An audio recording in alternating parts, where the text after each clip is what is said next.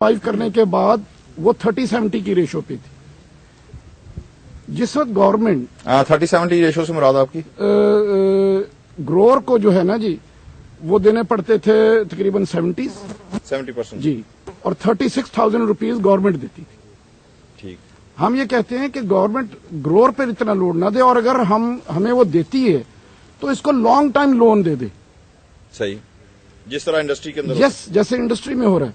अगर देखिए आपने मुल्क को बचाना है, उसकी पैदावार बढ़ानी है और अपने आप को सरप्लस करना है कि आप भिखारी ना बने, तो गवर्नमेंट को चाहिए कि जो आदमी भी इरिगेशन सिस्टम्स लगाए उसको इजी इंस्टॉलमेंट पे 6% पे, अभी एग्रीकल्चर बैंक 14% पे है, और जिसको को फाइन करता है तो 18 पे चला जाता है।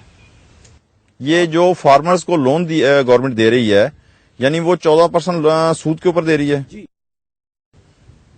हाईएस्ट रेट मुझे ये बताइए, हाईएस्ट रेट नहीं है? Yes, it is too high for a farmer.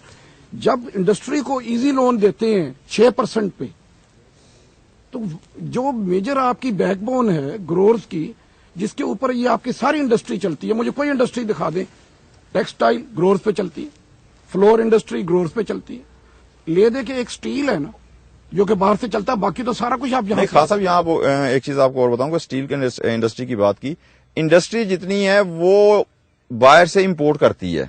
हमारा 75% जो फॉरेन एक्सचेंज आ रहा है वो रिलेट करता है हमारी एग्रीकल्चर के हवाले से, इसलिए कि एग्रीकल्चर को थोड़ा सा मैं आपको इंटरप्ट करूंगा कि एक नॉर्मली यही समझा जाता है कि जिस तरह किसान है फसल बो दी, मंडी में ला दी और जनाब बेच दी और मतलब खा लिया, हालांकि हकीकत ये नहीं है। आपने जिस तरह एक जिक्र किया कि कॉटन इंडस्ट्री मुकम्मल तौर के ऊपर उसका इन्हिसार जो है वो एग्रीकल्चर के ऊपर है, ठीक है जी।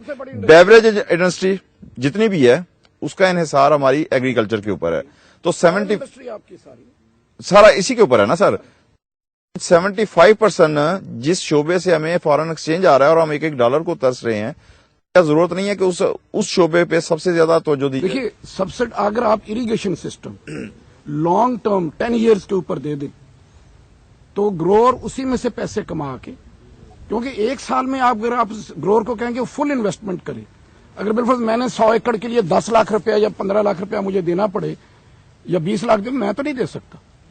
मेरे पास तो कोई सोर्स नहीं है कि मैं 100 एकड़ में से 20 लाख रुपया उठा के उसे इन्वेस्टमेंट में दे दूं।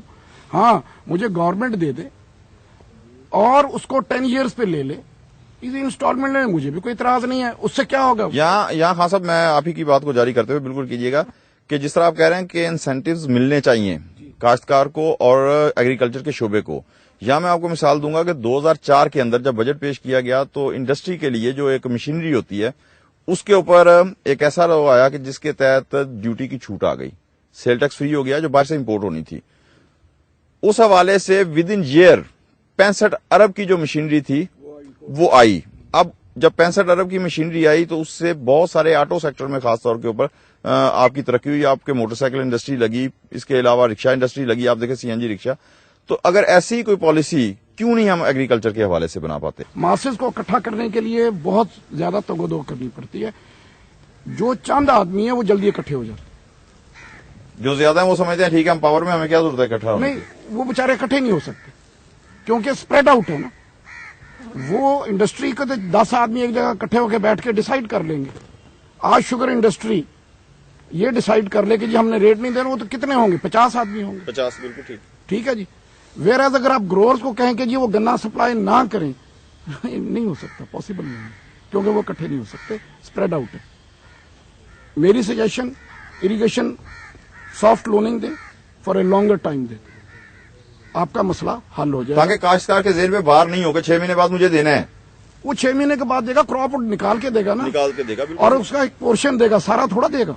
बिल्कुल ठीक, ठीक है जी। अगर आप 20 लाख है, उसको 10 साल, तो उसने 1-1 लाख 2-2 लाख देना है ना साल में, दे देगा।